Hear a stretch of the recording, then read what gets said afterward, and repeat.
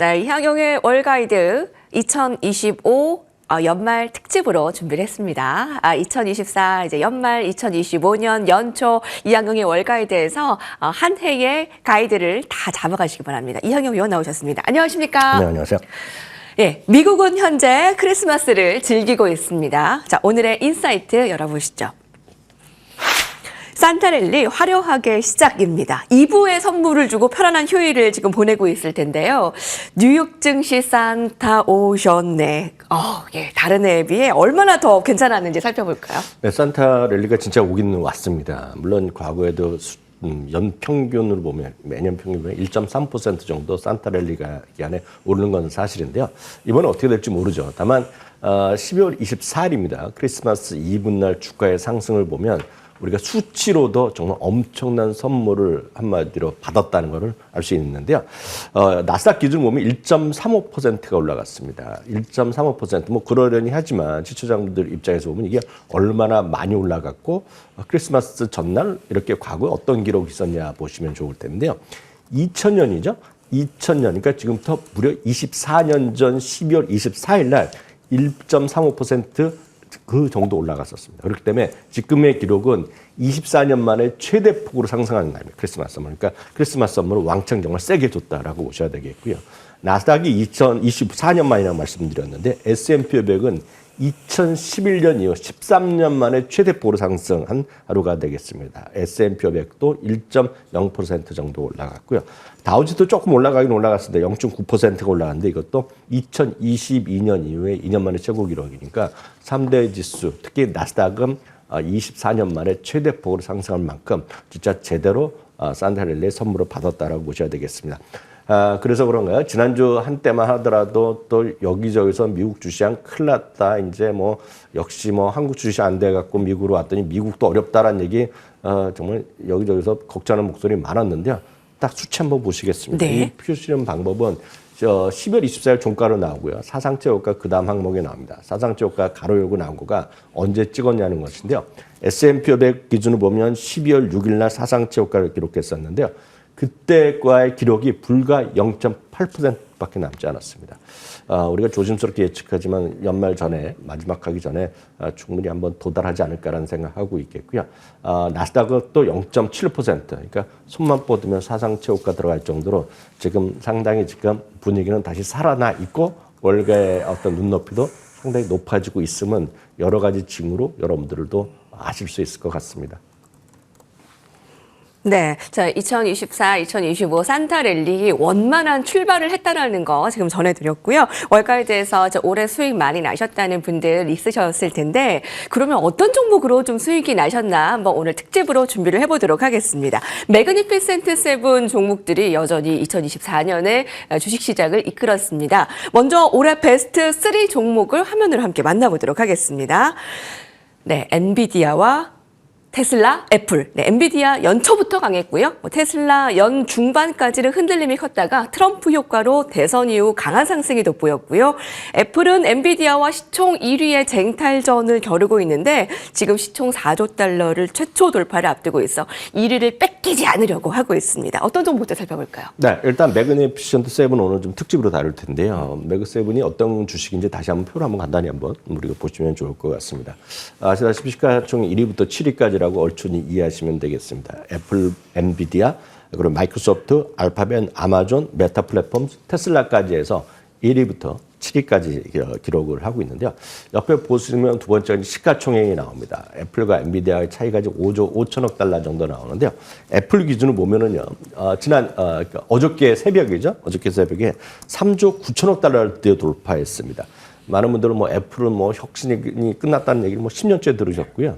엔비디아가 지금 애플과 이제 엔비디아가 애플을 올해 한 2번 정도 넘었었을 때마다 이제 뭐 애플은 뭐 저리 가고 엔비디아만 혼자 갈 줄 알았는데요.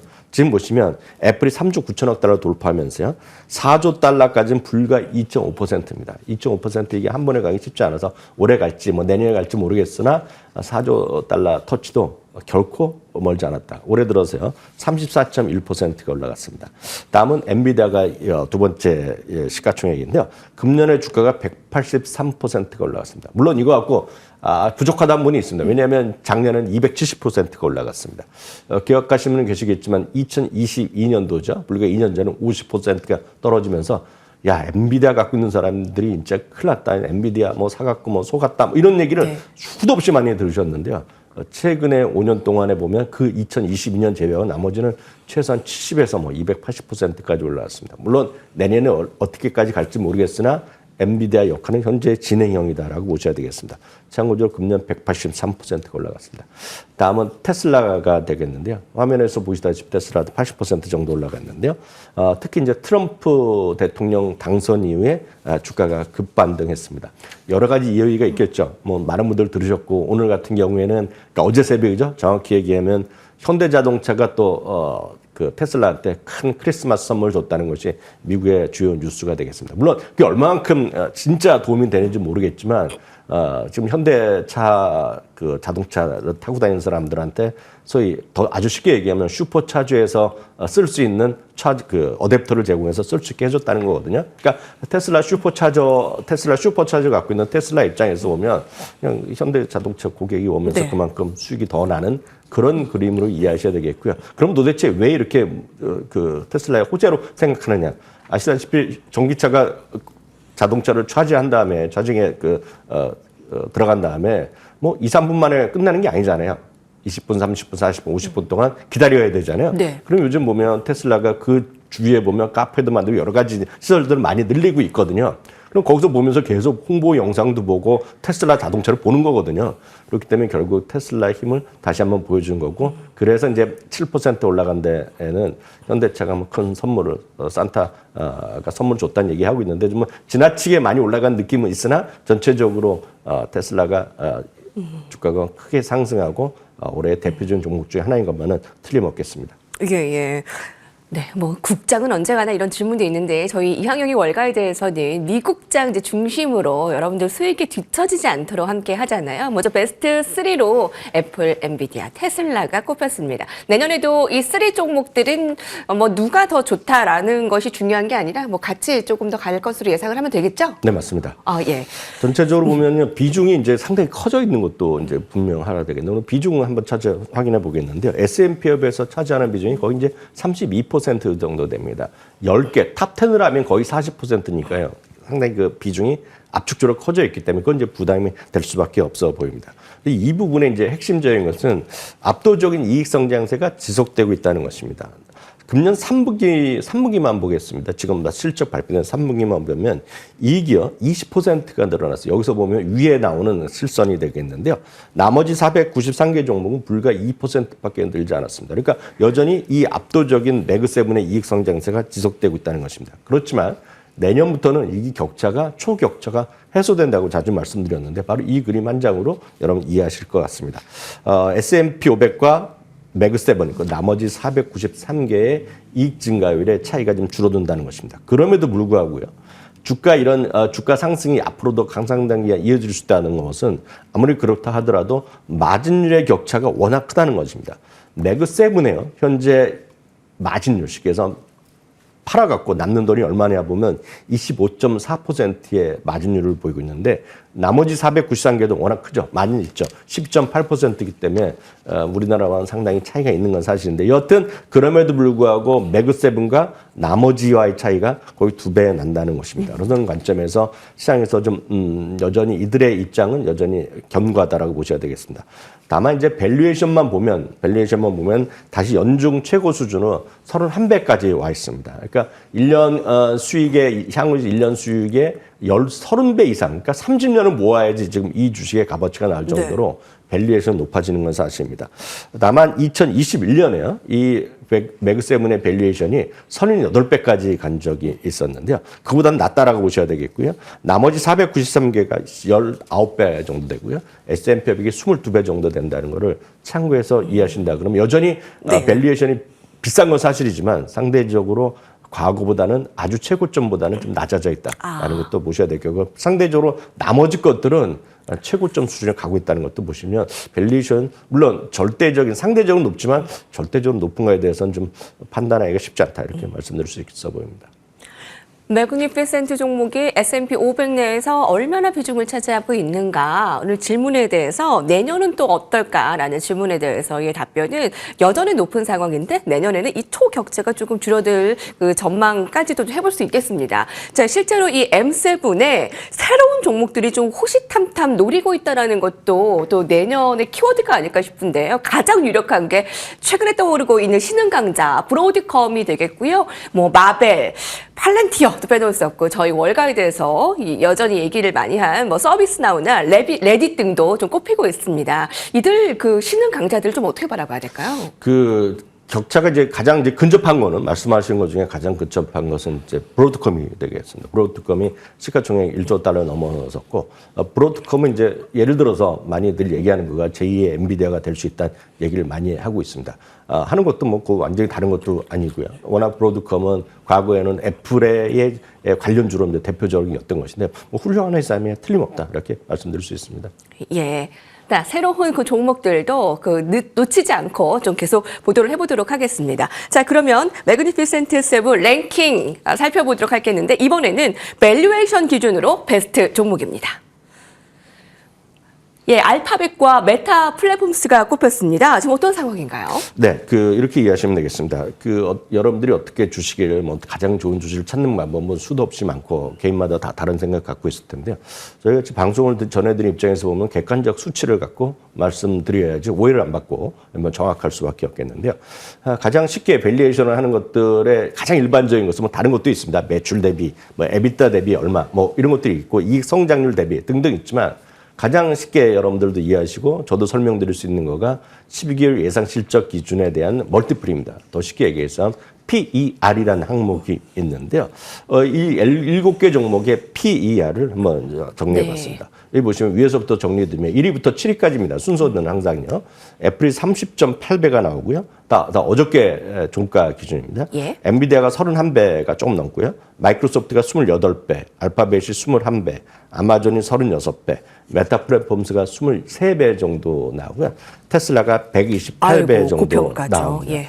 그러면 이 중에서 물론 여기서 나온 멀티플을 물론 이 각자 비교하기는 뭐 100% 할 수는 없고 과거에 그 자기 스스로에 비교하는 것도 분명히 중요하겠지만 오늘 객관적으로 이제 7개 종목의 밸류에이션만 갖고 나름 좀 저평가, 나름 이 안에서 저평가를 본다 그러면 밸류에이션 기준의 베스트 종목은 알파벳과 메타 플랫폼스가 될 수밖에 없죠. 왜냐하면 알파벳이 최근에 많이 올랐다 하더라도 21배, 21.6배거든요. 아주 쉽게 얘기하면 21.6배. 여러분들이 매일매일 보시는 예를 들어 유튜브, 구글 매일 보시는 분, 특히 유튜브를 하루도 안 보시는 분은 아마 없으실 것 같습니다. 웬만한 이 방송 보시는 분들 중에 진짜 난 TV만 본다 이런 분 제약은 없으실 텐데 바로 그 알파벳이요. 쉽게 얘기해서 S&P 500 평균보다도 지금 저평가를 받고 있다는 겁니다. 네. 그러니까 싸다는 생각을 할 수 있겠고요. 메타 플랫폼스요. 메타 플랫폼스를 아예 이제 안 쓰시는 분 계시죠.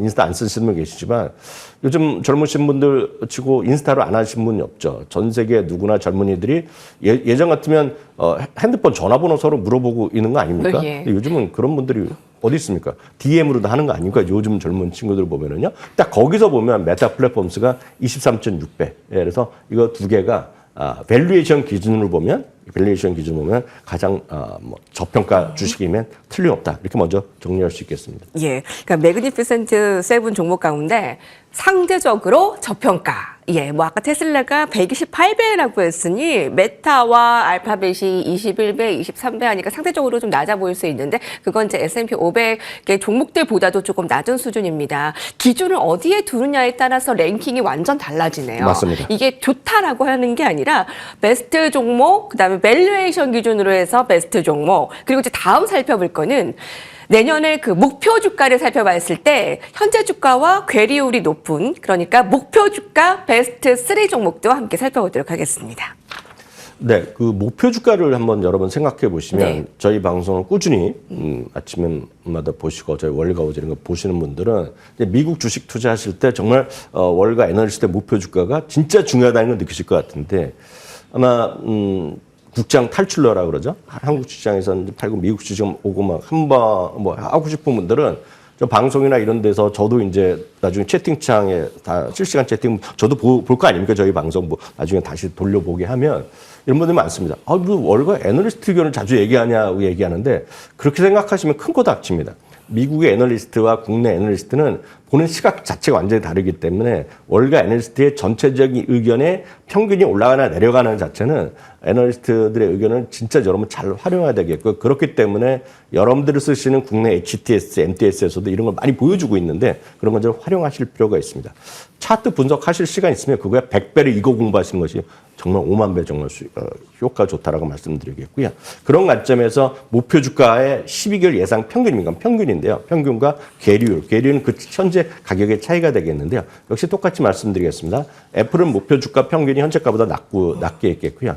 테슬라도 좀 낮게 있습니다. 물론 이거에 대해서 논란이 있습니다. 네. 그렇지만 이거는 최근에 어떤 애널리스트 의견 전부 한 거기 때문에 그 차이를 그냥 냉정하게 이해를 하시면 되겠고요. 반면에 엔비디아는 26.8%나 목표 주가까지의 괴리율이 있겠고요. 또 보시면 아마존 같은 경우도 10% 이상 그리고 마이크로소프트도 15.28%의 차이가 있습니다. 그렇기 때문에 앞서는 밸류에이션이라고 얘기했다면 이번 항목은 목표 주가를 고려한 목표 주가가의 차이를 본다 그러면 엔비디아와 마이크로소프트가 가장 베스트 주식이면 틀림없다라고 보셔야 되겠고요. 그런 관점에서 많은 분들이 엔비디아가 왜 이렇게 많이 올랐다. 뭐 많이들 얘기하시지 않아요. 너무 많이 올랐다. 2년 동안 200% 이상 올해도 180% 올라갔는데 말씀드렸다시피 31배 정도의 엔비디아의 그 PR이라고 하면 엔비디아의 기존의 PR가 그렇게 높지도 않은 그런 부분 그런데다가 목표 주가의 계류율은 지금 월가 애널리스트 목표 주가 계류율이 가장 높다는 측면에서 보면 엔비디아를 뭐 지금 팔고 다른 걸 간다? 이런 것들은 제가 보기엔 이해가 좀 잘 안 되는 전략이다 이렇게 말씀드릴 수 있겠습니다. 네, 그러니까 현 주가 대비해서 그러니까 목표 주가가 이제 내년에 조금 높게 책정이 된 게 이제 엔비디아와 마이크로소프트입니다. 여기서 더 올라갈 수 있겠다라는 이제 괴리율이 더 높다라는 건데 엔비디아 사실 많이 올라서 이제 좀 팔아야 되나 하시는 분들께 조금 더 생각할 기회가 된 것 같아요. 엔비디아 파는 것보다 조금 더 잘 나가는 종목들에 보유하는 전략이 미국 시장에서도 좋을 것 같습니다. 자, 그래서 올해 미국장 아니었으면 힘들었을 거예요. 한 해 동안 감사했습니다. 라는 의견들도 있습니다. 자, 미국 시장 내년을 대비해 봤을 때 이제 종목들 이제 한번 나열을 해봤습니다만 그럼 이제 ETF 시장의 2024 활황을 저희가 빼놓을 수 없잖아요. 네네. 어떤 점을 좀 내년에는 ETF에 좀 집중하는 것이 수익을 극대화시키는데 도움이 될까요? 늘 말씀드린 ETF의 장점도 있고 단점도 있습니다. 왜냐하면 ETF의 최대 장점은 이런 거죠. 종목을 한 종목, 두 종목 했을 때의 위험성 대비 ETF 여러 가지 묶어 갔을 때 보면 상당히 여러분 분산 투자를 스스로 해주기 때문에 좀 안정된 심리를 가질 수 있다는 가장 큰 장점이 있는 반면에요. 또 단점은 있습니다. 단점은 여러분들이 종목을 하나 딱 선택했는데 그것이 제대로 맞으면 그 수익을 이길 수 없죠. 당연히 한 종목을 다 갖고 그것이 성공했을 때 이익을 쫓아갈 수 없기 때문에 종목이 좋다, ETF가 좋다라고 함부로 얘기할 수는 없고 이건 오롯이 시청자부의 선택의 몫이다라고 말씀드릴 수밖에 없습니다. 다만 종목 수가 적고 그리고 종목 수가 많고의 차이, 그 차이에 따라서 수익과 리스크의 차이가 있다라는 것만 정확하게 교과서적 개념만 이해하시면 이게 좋다 나쁘다 얘기할 필요 없습니다. 미국에서 직접 투자하는 그런 관련된 ETF를 한 두세 개만 간단히 말씀드리겠습니다. 가장 솔직하게 바로 이 오늘의 주제 매그7을 직접적으로 설명하는 것은 맥스란 ETF 같습니다. 저희 방송에도 자주 인용드렸고 미국 방송에도 많이 보여주는 건데요. 맥은 이피션트의 맥에다가 복수형 S를 붙였습니다. 맥스. 이거 한번 들으면 잊어버릴 수가 없는 심벌인데요. ETF.com이라는 사이트가 있습니다. ETF.com이라는 거는 ETF와 관련된 세상에서 가장 DB가 잘 돼 있는 곳이 바로 ETF.com인데요. ETF.com에서 얼마 전에요. 2024년에 ETF 어워즈, 우리나라도 뭐 연예대상 발표하듯이 ETF.com도 합니다. 여기서 했는데, 쉽게 해서 신인 ETF 중에 최고의 ETF로 선정된 거가 바로 오늘 지금 소개해드리는 맥스라는 ETF가 되겠습니다. 바로 7종목 그 이상은 갖고 있지 않습니다. 바로 7종목을 딱 갖고 있고, 처음에 이제 리밸런스 될 때 n분의 1로 갖고 있다가 일정 시간 되면 또 리밸런싱 하는 겁니다. 하여튼 가장 정확하게 7종목을 추정하는 것이 맥스란 ETF가 되겠고요. 7개가 너무 작다. 나는 조금 더 성장주인데 좀 이렇게 큰 주식으로 가시겠다면 이거 역시 자주 말씀드렸던 MGK가 있습니다. MG도 아주 쉽습니다. 메가캡입니다. 메가캡이기 때문에 소형주도 아니고 중형주, 대형주보다 훨씬 더 큰 초대형 성장주만 모아놓은 ETF가 있습니다. 여기에 보더라도 여러분들 지금 오늘 말씀드렸던 애플, 엔비디아, 마이크로소프트, 테슬라까지 해서 골고루 네. 다 들어가 있다는 거 보시면 좋겠고요. 한 주당 가격은 356달러 정도가 된다라고 네. 보셔야 되겠습니다. 그렇기 때문에 미국에서 이런 매그7 주식 중심으로 여러분들이 한번 매매를 해보고 싶다 그러면 MGK라든가 더 직접적인 거는 맥스란 같은 ETF가 있겠고요. 따로 준비를 안 했지만 하나 더 말씀드리면 이런 맥7 주식이 집중적으로 하고 있는 한 5개, 6가지의 사업 분야가 있습니다. 대표적인 것이 AI가 있겠고요. 로보트가 있고 데이터 센터가 있고 핀테크 그런 거 다 같이 하는 거거든요. 예를 들어서 애플이 물론 서비스 회사고 IT 회사고 다지만 여러분 잘 모르셔서 그렇죠. 애플에서의 소위 금융 관련된 핀테크의 금융과 관련된 서비스 분야의 매출 전체 매출의 22%나 차지합니다. 그렇기 때문에 핀테크도 상당히 중요한 분야가 들어가는데 그런 6가지 거기다가 하나 더 우리 여기서 다루지 않는 쉽게 얘기해서 바이오테크까지 들어가는 6개의 정말 초격차를 보일 수 있는 성장주에 투자하는 ETF가 테크비라고 여러 번 소개해드렸는데 테크비 ETF도 여러분들이 좀 하실 만한 ETF다 이렇게 말씀드릴 수 있겠습니다. 네. 아니 이렇게 많은 ETF 중에서 이렇게 콱 집어주는 데가 어디 있어요? 저희 감독님께서 카메라 감독님께서 바로 좀 찍고 계세요. 이거 현 상황에서 주목이 필요한 ETF 몇 가지를 짚어줬습니다. 자, 그러면요, 여러분. 올해 정말 미국장 땡큐네요. 다만 실현을 안 해서 고민이긴 합니다. 실현 지금까지 못하신 분들도 괜찮죠? 또 이제 국내 ETF도 오늘 또 같이 소개해 주신다 그러면. 제가 10년째 거의 비슷한 얘기를 하고 있는데요. 아직 이제 다 좋은 건 알죠. 이제 보시고 이제 우리나라에서 지금 미국 주식을 옮겨간 분이 1,000만 명 정도 된다고 제가 얼마 전에 머니터링 신문에서 봤거든요. 그러면 여러분들이 가장 쉽게 시작하는 것은 오늘 밤에 당장 한 주부터 시작하시면 됩니다. 한 주부터. 근데 그걸 시작 안 하셨기 때문에 아직 할까 말까? 너무 비싼 거 아니냐? 달러가 이런 고민만 안 하시면 저는 아무 문제 없다라고 보셔야 되겠고요. 질문하신 국내 상장된 ETF를 하나 말씀드리겠습니다. 국내 상장된 ETF를 할 수밖에 없는 이유가 또 있습니다. 왜냐하면 각종 국내 연금 계좌들이 있지 않습니까? ISA, 퇴직연금, 개인연금은 미국 주식을 직접 못하기 때문에 국내 상장된 미국 ETF를 하고 있는데요. 오늘 말씀드린 것과 가장 근접한 거는 에이스입니다. 에이스는 제가 알기로는 한국자산운용에서 하는 것인데요. 한국자산운용에서 금년 5월 달에 신규로 발표한 ETF가 있습니다. 운용 자산은 5천억 되는 거로 제가 어저께 확인했는데요.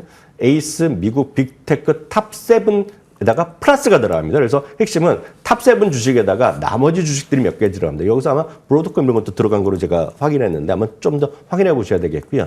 비중은 조금 이것도 리밸런싱 하고 있고 앞서 말씀드린 맥스웨어는 비중이 약간씩 다르지만 여튼 한국에 상장된 국내 증시에 상장된 것 중에서 가장 근접한 거가 에이스 US 빅테크 탑7 플러스가 되겠고요. 가격은 상대적으로 착하죠. 18,900원대에 지금 형성되기 때문에 오늘 시작할 때 아마 또 한번 사상체 효과로 시작되지 않을까 보고 있지만 19,000원대 언저리에서 살 수 있는 가장 대표적인 ETF이기 때문에 마지막으로 오늘 이 종목까지 소개해드렸습니다. 예. 나는 미국에 직접 투자하는 것보다 국내에 있는 ETF에서 미국을 투자하고 싶다 하시는 분들에게는 또 이 ETF 함께 하셔서 수익 놓치지 마시기 바랍니다. 저희 시간이 좀 얼마 없지만 다시 한번 정리를 해드릴게요, 여러분. 매그니피센트 랭킹 7입니다. 올해 베스트 3가 엔비디아, 테슬라, 애플이고요. 저평가 종목 그 안에서 상대적으로 알파벳과 메타가 꼽혔고요. 내년에 목표 주가가 높은 수준으로 현재 주가와 괴리율이 높은 게 엔비디아와 마이크로소프트 이한경 위원님께서 함께 짚어주셨습니다. 오늘 말씀 감사합니다.